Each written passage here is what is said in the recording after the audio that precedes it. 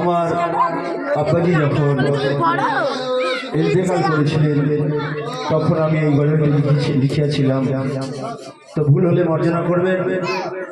তো আপনাদের সম্মুখে এই গজলটি আমি পরিবেশন করবো ইনশাআল্লাহুল আজিজ। আপনারা মন দিয়ে শুনবেন, তো আশা করি ভালো লাগবে। এই দুনিয়ায় আমি অসহায় এতিম, দুঃখ ছাড়া কাটে না আমার কোনো দিন। এই দুনিয়ায় আমি অসহায় এতিম, দুঃখ ছাড়া কাটে না আমার কোনো দিন। গর্ভধারণে মা জননী বেঁচে আছেন দুনিয়ায়, দুনিয়া হতে পিতা আমার নিয়েছে বিদায়। ইন্না লিল্লাহি ওয়া ইন্না ইলাইহি রাজিউন। আমি তিনি অসহায়,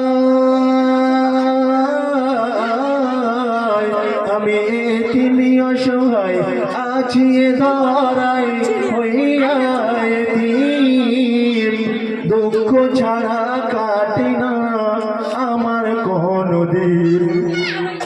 এই দুনিয়ায় আমি অসহায় এতিম, দুঃখ ছাড়া কাটে না আমার কোনো দিন।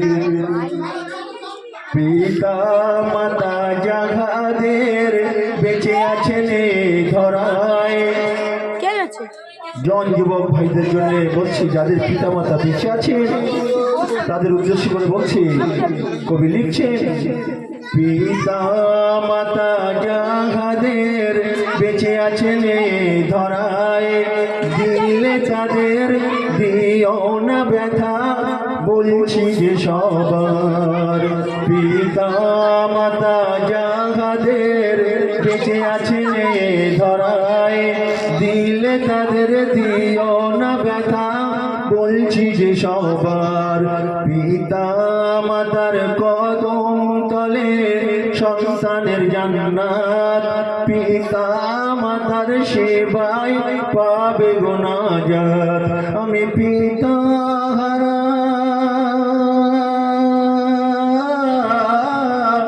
আমি পিতা হারা হয়ে দিশাহারা এই দুনিয়ার বুকে। আমার পিতার কবর মাঝে আল্লাহ রেখো তুমি সুখে। দোয়া চাই,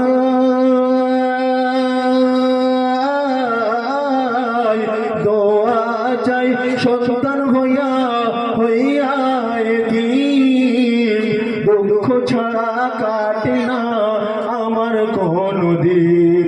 এই দুনিয়ায় আমি অসহায় এতিম, দুঃখ ছাড়া কাটে না আমার কোনো দিন।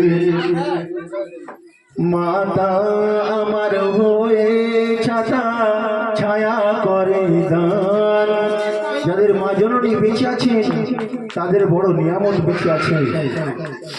মা হলো সব থেকে বড় সম্পদ, আব্বা হলো সব থেকে বড় সম্পদ। তাই কবি লিখছেন, মাতা আমার হয়ে ছাতা ছায়া করে দান, মায়ের দোয়া পাই যেন ও গো রহমান।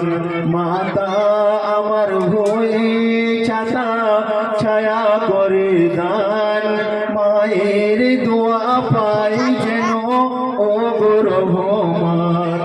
আত্মীয় স্বজন যখন তখন দেয় যে কত দুঃখ, দোয়া চাই ক্ষমা করো খোদা দিও তাদের সুখ।